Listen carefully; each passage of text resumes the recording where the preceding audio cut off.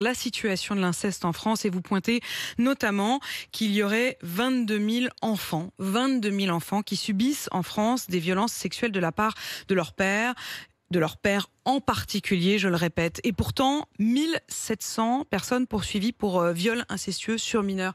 Il y a un problème. 1700 personnes poursuivies, 22 000 enfants victimes. Il y a un problème, oui. Et à peu près 750, 760 personnes condamnées, tout violence sexuelle sur mineurs. Donc il y a un écart très grand.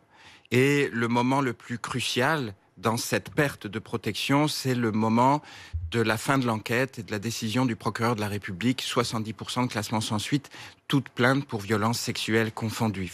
Il faut donc beaucoup progresser dans la culture de la protection. Quand vous dites, pardon, juste pour qu'on comprenne bien, moi je vous ai donné le chiffre de 22 000 parce que 22 000 ce sont les enfants victimes d'inceste direct. 160 000, ce sont le nombre d'agressions sexuelles sur mineurs. Et par rapport à ce chiffre-là, vous nous dites qu'à la fin, il y a 700 condamnations. Absolument, oui, sur mineurs. C'est sidérant, c'est inentendable. Oui, la marge de progrès est absolument considérable. Vous avez raison, 160 000 enfants chaque année victimes de violences sexuelles. Où sont-ils? Nous devons les trouver pour les protéger. Vous avez appelé aux témoignages et les témoignages ont afflué. Qu'est-ce qu'ils vous disent ces enfants ou ces adultes anciens enfants victimes? Alors, il y a une vague souterraine qui émerge, c'est ce qu'on appelle le mouvement de la libération de la parole. La parole était là, elle n'était pas entendue. Aujourd'hui, la société se dit, nous sommes responsables de la protection de nos enfants. Parmi les près de 5000 témoignages que nous avons reçus en 4 semaines depuis le 21 septembre, ces personnes de 40, 50, 60, 70 ans, voire plus, nous disent à 6 ans, 7 ans, 10 ans, j'ai vécu l'horreur, j'ai été victime de violences sexuelles. Et ces personnes nous disent aujourd'hui encore, la souffrance n'est pas un mauvais souvenir, elle est toujours contemporaine.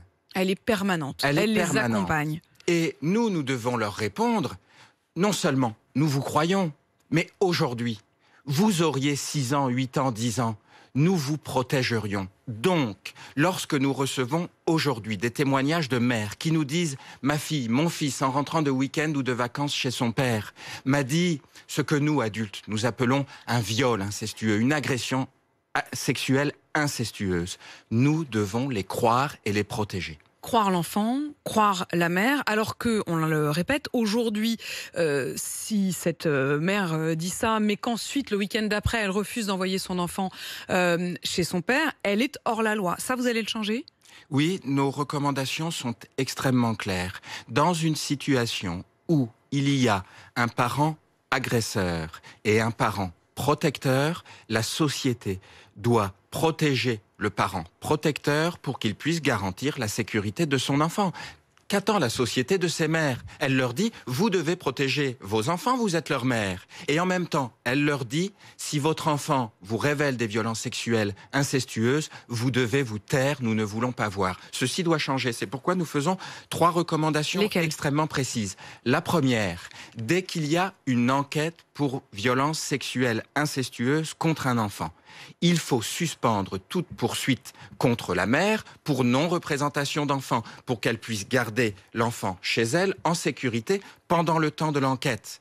Ensuite, dès que le procureur de la République, à la fin de l'enquête, dit « je poursuis » la personne mise en cause devant le tribunal correctionnel, agression sexuelle, oui, ou le juge d'instruction, viol. Nous disons, la loi doit changer, il faut suspendre de plein droit le droit de visite et d'hébergement du parent poursuivi et l'exercice de l'autorité parentale mise en sécurité de l'enfant. Et le 3e point, vous disiez? Et le 3e point, à la fin de la chaîne pénale, dès lors qu'un parent est déclaré coupable et condamné pour viol, agression sexuelle de sa fille ou de son fils, nous disons la loi doit changer, l'autorité parentale doit être retirée automatiquement.